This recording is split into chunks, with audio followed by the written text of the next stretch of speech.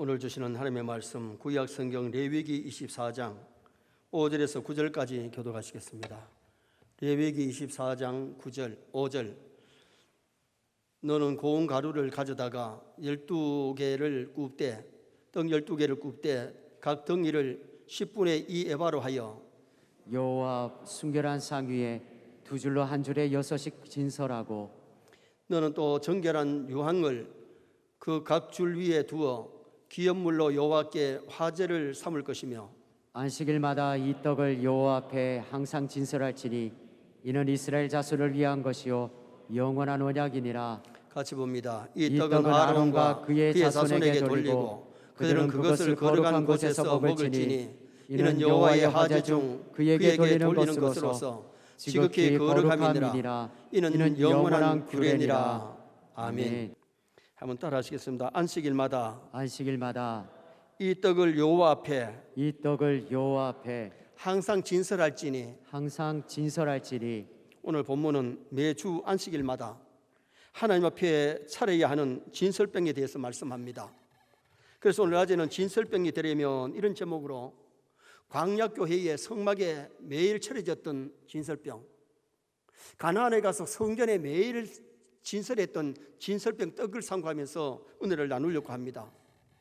출애굽기 25장 23절에 보면 너는 조각목으로 상을 만들되, 상을 만드는 법을 먼저 말씀했는데 상을 만들라는 것은 상이 중요한 것이 아니고 그 상 위에 차려지는 진설병 떡이 중요한 거죠.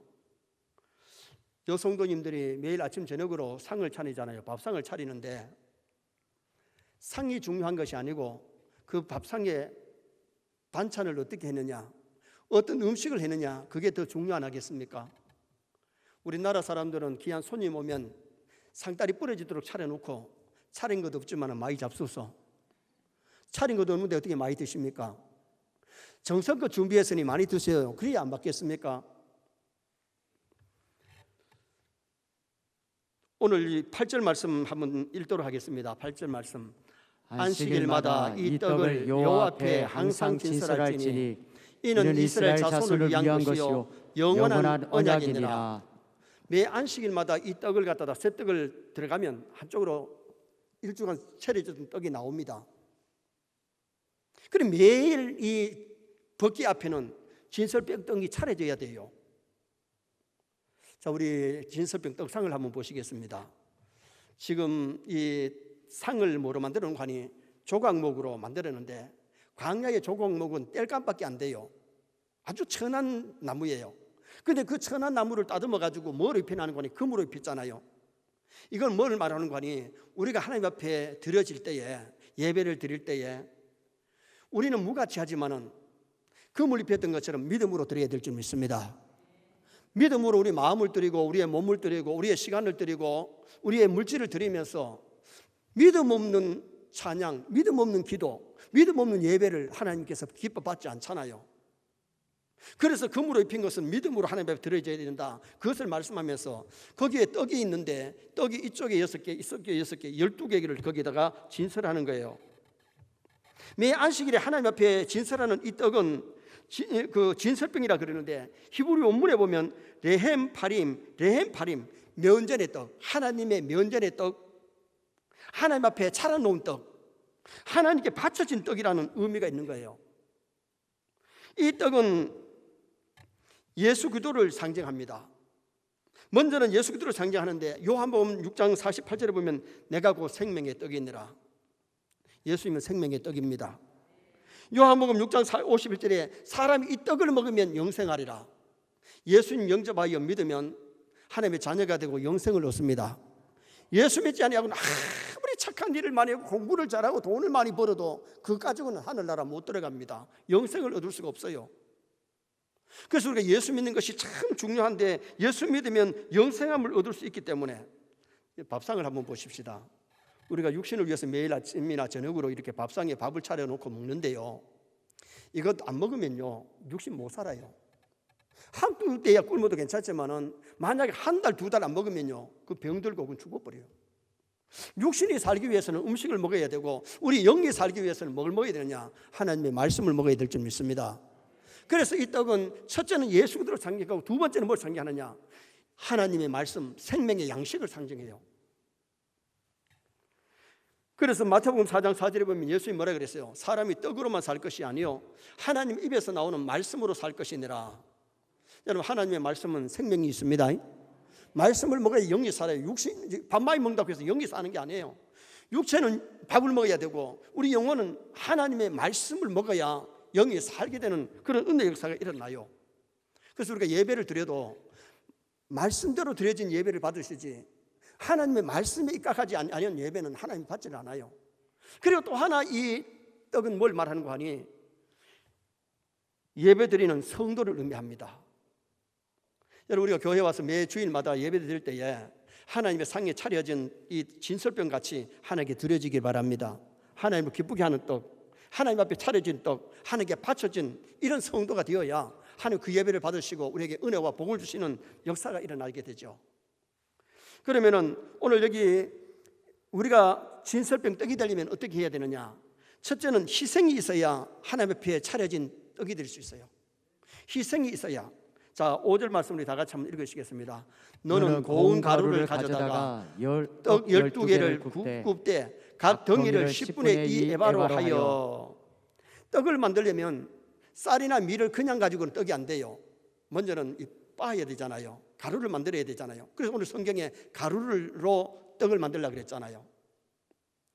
여러분, 방앗간에 가든지 아니면 맷돌에다가 이 쌀을 갈아야 됩니다. 밀을 갈아야 됩니다. 가루가 만들어져야 됩니다. 송편이 될 때도 가루를 만들어야 되고 시루떡을 만들 때도 가루가 되어야 되고 진설병이 될 때도 가루가 되어져야 떡이 될 수 있다는 거죠. 오늘 우리가 중요한 것은 하나님 앞에 하나님 기뻐하시는 성도가 되려면 내 혈육이, 내 생각, 내 고집, 내 자아가 깨져야 될 줄 믿습니다. 내 교만이 살아있고 자아가 살아있고 정욕이 살아있으면 하나님 앞에 아름다운 예물이 될 수가 없다는 거예요. 그래서 고린도전서 15장 31절에 바울 사도는 그렇게 고백합니다. 나는 날마다 죽노라. 나는 날마다 죽노라. 거짓말 또 잘한다. 어떻게 살아있으면서 죽는다 그랬냐? 육체는 살아있지만은 자신을 내 옛사람이 죽어지는 교만과 정욕과 욕심, 시기, 질투, 미움, 이것이 죽어져야 하나님이 기뻐 받으시는 제물 성도가 될 수 있어요. 정말 우리 세뇌 모든 성도가 육신은 살아있지만은 교만, 혈기, 정욕을 옛사람을 죽이시기 바랍니다. 깨어지시기 바랍니다. 고린도전서 9장 27절에 내가 내 몸을 쳐 복종케 하면, 바울 사도는 자신을 늘 쳐서 복종한다 그랬는데 맨날 육체를 때린단 말이 아니고요. 뭘 때리느냐? 자, 컨투 선수 한번 보세요. 컨투 선수는 상대방을 때려서 KO시켜야 챔피언이 됩니다. 그런데 우리가 기독신자는 누구를 치느냐? 상대방을 치는 것이 아니라 내 자아를 깨뜨리고 나의 자아를 쳐야 된다는 것을 성경이 우리에게 가르쳐 주는데, 자신을 쳐서 자신을 이기고 죄를 이기고 마귀를 이겨야 신앙생활을 잘할 수 있는 거예요. 인절미를 만들 때는 가루를 가지고 만드는 게 아니고 쌀을 푹 쪄가지고 떡매를 가지고 막 치잖아요. 치면은 이것이 엉키면서 인절미가 되는데, 인절미가 되기 위해서는 떡매를 쳐야 되듯이 오늘 우리도 중요한 것은 말씀의 떡매로 나를 쳐야 될 줄 믿습니다. 성령의 떡매로 나를 쳐야 인격이 아름답게 다듬어지고 믿음이 성화가 되고 예수님을 닮아가는 아름다운 신앙인이 될 수 있음을 성경이 우리에게 말씀하고 있는 거죠. 조지 물러에게 당신은 어떻게 훌륭한 사업가가 되었습니까? 그렇게 물었더니 나를 죽이는 생활, 내 자랑을, 내 정욕을 죽였기 때문에 성공해 할 수 있었다고 고백을 했어요. 하나님 앞에 차려진 진설병은 내가 죽어야 제물이 된다. 구약시대 때에 하나님 앞에 제사를 드리면 소나 양이나 염소나 삐들기를, 가난한 사람은 삐들기를 가져오는데 거기 잡아가지고 피를 뿌리는 거예요. 그러려면 죽어야 제물이 되지 살아있어는 절대로 제물이 안 돼요. 우리가 신약시대는 제물이 필요 없어요. 예수님이 제물 됐기 때문에. 근데 우리 자신을 드려야 되는데 우리 자신을 드릴 때에 옛사람을 죽여야 됩니다. 이게 그대로 살아있어는 하나님이 기뻐 받으시는 제물이 될 수가 없고 하나님께 영광을 돌릴 수가 없다는 거죠. 로마서 12장 1절 말씀 한번 보시겠습니다. 그러므로 형제들아 내가 하나님의 모든 자비하심으로 너희를 권하노니 너희 몸을 하나님이 기뻐하시는 거룩한 산제물로 드리라. 이는 이는 너희가 너희가 드릴 드릴 영적 영적 예배니라. 예배니라. 너희 몸을 구약시대 때는 소나 양이나 비둘기를 가지고 드렸는데 지금은 너희 몸을 하나님이 기뻐하시는 거룩한 산 제사로 드리라. 이 몸으로 하나님 앞에 예배 드릴 때에 옛사람이 죽어져야 돼요. 교만도 십자가에 못 박아버리고 정욕도 못 박아버리고 옛사람을 못 박아버릴 때에 하나님이 기뻐 받으시는 제물 진설병 떡이 될 수 있다는 것을 의미하고 있는 거죠. 요한복음 12장 24절 말씀 또 한번 보시겠습니다. 내가 진실로 진실로 너희에게 이르노니 한 날의 밀이 땅에 떨어져 죽지 아니하면 한 날 그대로 있고 죽으면 많은 열매를 맺느니라. 아멘. 우리 예수님은 하늘나라에서 한 날의 밀알로 세상에 떨어졌습니다. 세상에 내려오셔서 인류를 위해서 십자가에 죽어주심으로 인류의 죄가 속량함을 받고 예수 믿는 사람들이 하나님의 자녀되고 구원받는 천국 백성 되는 놀라운 역사가 일어났어요. 만약에 예수님이 십자가에 죽어주지 아니하셨다면 우리 죄는 그대로 있는 거예요. 오늘 우리도 예수님을 닮아서 우리가 하나의 밀알이 되어야 되는데 가정이 하나의 밀알이 되면 나 때문에 가족들이 행복해 할 수 있고 내가 교회에서 하나의 밀알이 될 때에 교회가 를 부흥시키고 성도들에게 유익을 줄 수 있고 직장에서 하나의 밀알이 될 때에 동료들에게 유익을 끼치는 성도가 될 수 있다는 겁니다. 우리는 남에게 피해를 주면서 사는 것이 아니고 하나님 앞에 차려지는 하나님께 드려지는 하나님의 자녀 성도는 내가 희생해야 될 줄 믿습니다. 내가 양보해야 될 줄 믿습니다. 내 욕심만 차리면 하나님께 영광을 돌릴 수가 없는 겁니다. 구약의 사울이가 아말렉 전에서 다 진멸하라 그랬는데 소와 살찐 양을 갖다가 끌고 와놓고는 자기 말로는 내가 명령대로 다 했노라고 아각을 끌고 왔노라고 다 한 것 같이 변명하고 변명하지만은 이미 그는 하나님 앞에 버림당하고 말았던 겁니다. 왜? 욕심이 잉태했기 때문에. 오늘과 신앙생활 할 때 이 욕심도 죽이고 교만도 죽이고 옛사람을 죽여야만이 정말 하나님이 기뻐하시는 아름다운 바쳐진 하나님께 드려지는 진설병 떡과 같은 삶이 될 수 있다는 거예요. 두 번째로 진설병 떡이 되려면 어떻게 해야 되느냐? 합심 협력해야 하나님 앞에 드려지는 진설병 떡이 될 수 있습니다. 합심 협력해야. 자, 5절 하반절 말씀 보시겠는데요. 떡 12개를 굽되 각 덩이를 10분의 2 에바로 하여. 자, 전반절에서는 가루를 가지고 만들어라 그랬고 그 다음에는 덩이를 그랬어요. 여러분 떡 덩이가 되려면은 가루가 그냥 있으면 떡이 되는 게 아니고 떡 뭉쳐져야 됩니다. 반죽을 해가지고 뭉쳐야 되잖아요. 여러분 송편을 만들 때에도 보면은 제가 어릴 때 어머니가 송편을 하는 것을 봤어요. 송편 할 때는요 물을 너무 많이 부어도 송편 안 되고 너무 적게 부으면은 떡을 찌면은 갈라져요. 적당하게 반죽을 해가지고 만들어야 되는 거예요. 오늘 우리가 신앙생활 할 때 중요한 것이 뭐냐? 독불장군으로 사는 것이 아니고 신앙생활은 더불어 해야 될 줄 믿습니다. 마음을 같이 하고 뜻을 같이 하고 서로 돕고 사랑하면서 그렇게 신앙생활을 할 수 있는 성도가 되어야 신앙생활을 잘할 수 있는 거죠. 떡을 만들 때 에바 10분의 1을 해서 덩어리를 이루어라고 말씀합니다. 자, 6절 말씀 한번 또 보십시다. 여호와 앞 순결한 상 위에 두 줄로 한 줄에 6씩 진설하고. 떡을 10개 놓을 수도 있고 20개 놓을 수도 있는데 12개를 만들어서 이쪽이 6개 이쪽이 6개 12개를 만들어. 이 12개 떡은 이스라엘 12지파를 상징하는 겁니다.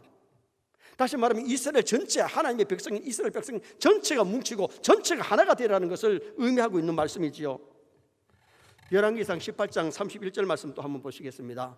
야곱의 아들들의 지파의 수호를 따라 엘리야가 돌 12개를 취하니 이 야곱은 옛적에 여호와의 말씀이 임하여 이르시기를 내 이름을 이스라엘이라 하리라 하신 자더라. 아멘. 엘리야가 갈멜산상에서 제단을 쌓을 때에 돌을 갖다가 10개 쌓을 수도 있고 20개 쌓을 수도 있는데 왜 12개를 세우느냐? 쌓느냐? 12지파 12수는 선택의 수입니다. 하나님의 택함받은 하나님의 백성들 이 세상 살아갈 때에 교회도 뭉쳐야 될 줄 믿습니다. 가족들도 주 안에서 뭉쳐야 됩니다. 나쁜 일에 좋지 않은 일에 죄짓는 일에 뭉쳐지면 안 돼요. 그러나 선한 일 주의 뜻이면 내 마음에 안 들어도 뭉쳐야 거기에 힘이 있고 뭉칠 때에 부흥의 역사가 일어나게 됨을 우리에게 보여주는 메시지입니다. 자, 빌립보서 2장 2절 말씀 한번 또 보시겠습니다. 마음을 같이 하여 같은 사랑을 가지고 뜻을 합하여 한 마음을 품어. 그리고 교회 성도들이 마음을 같이 하고 같은 사랑을 가지고 뜻을 합해야 되지. 같은 교회를 다니면서도 분쟁하고 시기하고 질투하고 그러면 안 되잖아요. 빌립보 교회도 사람들이 모였다 보니까 마음이 나누어질 때가 있고 분쟁할 때가 있었어요.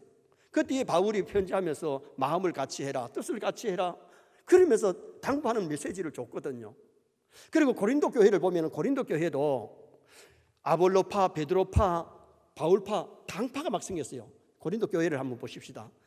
이것은 옛날에 고린도 교회는 아니겠지요. 새로 지었기 때문에 건물이 참 멋있는 건물인데, 고린도 교회도 보면 사람들이 모였기 때문에 거기에 좀 다툼이 있고 분쟁이 있었어요. 지상교회는 완전하지 않기 때문에 사람들이 모였다 보니까 욕심 때문에, 교만 때문에, 시기 질투 때문에 다툼이 있을 수 있어요. 그러나 그 오래 가면 안 돼요. 시기 질투를 버리고 다툼을 버리고 주 안에서 하나가 되어야 될 줄 믿습니다. 같은 사랑을 가지고 뜻을 합할 수 있는 그런 교회라야 좋은 교회, 그래야 하나님께 바쳐진 진설병이 될 수 있는 거지. 분쟁하고 다투면 하나님이 기뻐하지 않는 그런 더러운 떡이 되고 마는 겁니다. 에베소 4장 3절 말씀 한번 또 보시겠습니다. 평안에 매는 줄로 성령이 하나 되게 하신 것을 힘써 지키라. 하나가 되려고 힘써 노력해야 되는데 주 안에서, 믿음 안에서, 말씀 안에서 하나가 되도록. 주 밖에서 하나가 되면 그건 안 돼요. 그건 마귀를 기뻐하는 일이에요. 성령이 하나 되게 하신 것을 힘써 지키라. 고 이스만 대통령이 남긴 유명한 말이 뭉치면 살고 해치면 죽는다. 요사이는 이제 코로나 때문에 뭐라 그래요? 뭉치면 죽고 해치면 산다. 그래가지고 2m 이상씩 떨어져라 우리 교회도 지금 떨어져 있잖아요. 그러나 여러분, 코로나 때문에 몸은 좀 떨어져 있어도 마음은 뭉쳐야 될 줄 믿습니다. 마음은 하나가 되어야 됩니다. 사랑 안에서, 믿음 안에서 하나가 되는 이것이 굉장히 중요하다는 거죠. 사사기 7장에 보면 기드온의 300명 용사가 미디안을 쳐부술 때에 여호와를 위하라, 기드온을 위하라, 기드온 중심으로 그들이 뭉쳤을 때에 미디안의 전에서 큰 승리를 거두는 역사가 일어났습니다. 호국 보훈의 달을 맞이해서 나라가 뭉치고 교회들이 뭉치고 가정이 뭉쳐야 됩니다. 오늘은 6월 6일 현충일입니다. 나라를 위해서 생명 바친 사람이 있었다면 우리는 하나님 나라를 위하여, 교회를 위해서도 생명 바칠 수 있어야 됩니다. 정말 하나님 앞에 내 생명을 드릴 수 있는 믿음이라야 좋은 믿음이지, 조금만 어려움이 오면 교회도 안 나오고 신앙성을 저버리고 주님을 멀리한다면 좋은 신앙이 될 수가 없잖아요. 하나님 우리에게 원하시는 마음은 겸손한 마음이고 온유한 마음이고 사랑의 마음이에요. 성령이 역사하면 주 안에서 하나가 되게 만들지만 마귀가 역사하면 마음을 나누어지게 만드는 것이 인본주의로 하는 것이고, 성령이 역사하면 신본주의, 하나님 중심으로, 말씀 중심으로 살아가게 만들어주는 역사가 일어나게 되는 거지요. 남아공의 첫 번째 흑인 대통령 넬슨 만델라를 여러분 잘 아실 겁니다. 한번 사진 보세요. 이분은 흑인 인권 운동가이시죠. 종신형을 받아가지고 만 27년 동안 감옥살이를 하다가 나와서 남아공의 남아프리카 공화국의 흑인 대통령으로서 처음으로 대통령이 된 사람입니다. 가장 중요한 정치범으로 간주되어서 면회는 6개월마다 한 사람만 한 번만 면회시켜주고 면회도 못하게 만들어요. 편지도 모든 사람이 보내는 편지가 다 들어가는 것이 아니라 6개월마다 한 통만 들어가는, 그렇게 모질게 감옥 생활을 시킨 거예요. 독방에 갇혀서 있는데 4년째 있는 동안에 어머니가 별세를 합니다. 그 다음 해에 아들 맏아들이 교통사고로 세상을 떠났지만은 장례식에, 아들 장례식에, 어머니 장례식에도 갈 수가 없었습니다.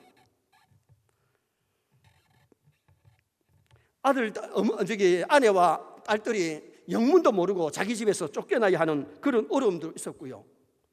14년째 갇혀 있을 때에 맏딸이 아기를 낳았습니다. 면회를 와요. 면회 가기 전에 아기가 태어났는데 이름을 지어달라고 아버지에게 부탁을 했는데, 딸이 면회를 오니까 쪽지를 갖다가 이렇게 건네줍니다. 쪽지를 받아서 펴보니 딸의 이름을 뭐라고 지었느냐 하면 아주이 희망, 우리나라 말로 희망이라고 이름을 지어줍니다. 무기형을 받고 희망이 없는 감방에 있으면서 손녀의 이름을 갖다가 지어주는데 지금 희망이라고 이름을 지어줍니다. 그분은 감옥에서도 희망을 잃지 않았습니다. 그러면서 흑인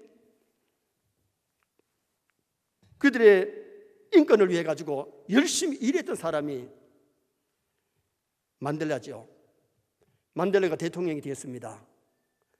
백인들은 이제 우리는 죽었다, 아니면 다른 데로 망명을 가야 안 되겠느냐, 아니면 다른 데로 가야 안 되겠느냐, 그렇게 생각했는데 그분이 대통령이 되자마자 한 일이 뭐냐, 되자마자 원수를 갚는 것이 아니고 대주교를 진실과 화해의 위원장을 세워가지고 용서와 화해, 용서할 거 다 용서해버리고 화해를 시키는데, 그 당시에 남아프리카 공화국은요, 백인들이 한 20%, 흑인들이 80% 사는데도 백인들이 흑인을 얼마나 무시하는지, 백인들의 병원에는, 백인들의 학교에는 흑인들이 올 수가 없고 갈 수가 없어요. 그렇게 무시한 그런데 흑인이 대통령이 돼가지고 백인들을 보복하지 않고 용서하고 화해를 했어요. 그래서 그분은 노벨 평화상을 수상하게 된 거죠. 여러분, 그렇게 자기를 못되게 하고 흑인들을 전시했는데 그분이 대통령이 돼서 그렇게 할 수 있었던 이유가 어디냐요?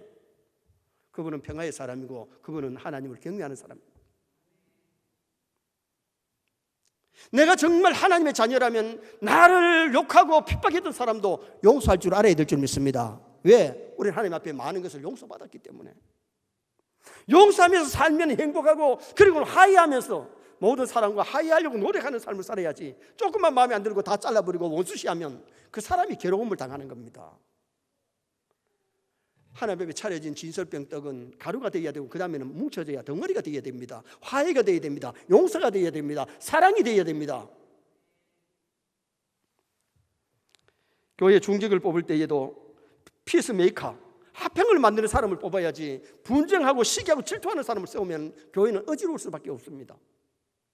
마지막 세 번째로 진설병떡이 되려면 거룩하고 구별해야, 거룩하게 구별해야 진설병떡, 하나님 앞에 차려진 떡이 될 수 있습니다. 진설병은 가루가 되고 반죽이 되어도 땅에 떡이 떨어지면, 더러우면 하나님 앞에 차려진 떡이 될 수 없어요. 더러운 것이 묻으면 하나님의 두는 진설병이 될 수가 없는데, 6절에 보니까 여호와 앞에 순결한 상 위에, 자 6절 말씀을 다 같이 한번 읽으시겠습니다. 여호와 앞 순결한 상 위에 두 줄로 한 줄에 6씩 진설하고. 하나님 앞에 차려진 떡은 상도 순결해야 된다. 자, 그 다음에 9절 말씀 한번 또 읽겠습니다. 9절 말씀. 이 떡은 아론과 그의 자손에게 돌리고 그들은 그것을 거룩한 곳에서 먹을지니 이는 여호와의 하제 중 그에게 돌리는 것으로서 지극히 거룩함이니라. 이는 영원한 구례니라. 이 진설병 떡은 아무나 못 먹어요. 아론의 자손들, 제사장들만 먹어야 되고, 그것도 아무데나 가서 먹는 게 아니라 거룩한 곳에서 먹어야 돼요. 지극히 거룩함이니라. 우리가 신약시대에 와서 성찬의 떡은 아무나 먹는 게 아니잖아요. 성찬의 떡은 뭐 누구든지 교회 나오면 다 주는 게 아니고 세례를 받아야 되고, 세례 받은 사람이라도 교회에서 어떤 벌을 받는 중에는 성찬에 못 참석합니다. 오늘 우리가 알아야 될 것은 뭐냐, 이 사라진 이 떡은, 진설병 떡은 거룩한 떡이라는 겁니다. 그러므로 거룩한 사람만이 먹을 수 있는데, 예를 들면 다윗이 망명생활, 사울을 피해서 망명생활할 때 배가 너무 고파서 아히멜렉 제사장을 찾아가서 뭐 돌라 그러는 거 하니, 진설병 떡이라도 있으면 좀 돌라 그럽니다. 떡은 있는데, 그럼 너희들이 여자를 가까이 안 했으면 주마. 우리가 며칠 동안 여자를 가까이 안 했습니다. 그러니까 떡을 줘서 다윗의 일행이 먹었던 사건이 성경에 기록이 됩니다. 오늘 우리 신앙인들이 중요한 것은 내가 자신이 하나님의 자녀이고 성도라는 걸 알아야 되는데, 성도가 뭡니까? 거룩한 무리, 거룩한 백성. 거룩한 백성, 거룩하게 살아야 될 줄 믿습니다. 오늘 우리가 이 세상을 살아갈 때에 거룩한 무리, 하나님의 자녀이기 때문에 깨끗하게 거룩하게 살려고 노력을 해야 돼요. 구별된 삶, 순결한 삶, 마음이 순결해야 됩니다. 심보를 고쳐야 되고, 언어가 순결해야 됩니다. 거짓말하고 욕을 하고 이간해서는 안 됩니다. 또한 행동이 순결해야 됩니다. 간음하거나 도둑질하거나 살인하면 안 된다는 겁니다. 제한 짓고 거룩하게 말씀대로 살려고 구별된 삶을 사는 우리 성도가 되셔야 되죠. 자, 마태복음 5장 20절 말씀 또 보시겠습니다. 내가 너희에게 이르노니 너희 의가 서기관과 바리새인보다 더 낫지 못하면 결코 천국에 들어가지 못하리라. 아멘. 성도가 회개할 것 회개하고 버릴 것을 버려서 거룩해져야 되는 거지. 아무나 무조건 천국에 가는 것이 아니라는 겁니다. 우리가 교회에 와서 믿음 생활할 때에 정말 거듭나면, 회개하면요, 믿음이 점점 성화되어 가고 말씀대로 살고 예수님 그대로 닮아가는 거룩한 생활이 이루어진다는 거예요. 그런데 몇 년을 예수 믿었는데도 예수님을 너무 닮아가지 아니하고 성화가 되지 아니하고 그대로 자꾸 사활동에 죄 지으면 그 사람 믿음이 성장한 것이 아니라는 겁니다.